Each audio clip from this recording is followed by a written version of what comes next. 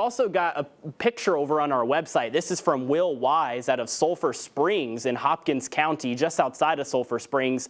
And this is a confirmed tornado that we had pass through. You can see the funnel cloud extending all the way from the ground, or the surface, or excuse me, from the air onto the surface. And Brett, we've got some incredible video as well from Will Wise on this same tornado.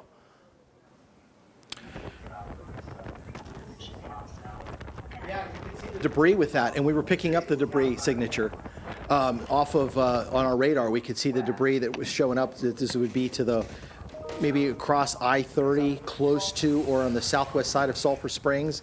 You can see the debris being tossed up into the thunderstorm or into the tornado. So that's a nice what you call elephant trunk tornado right there. You can see the rotation around it. You can see the vortices also spinning around that. So yeah, that is a well-defined tornado in Hopkins County earlier this evening.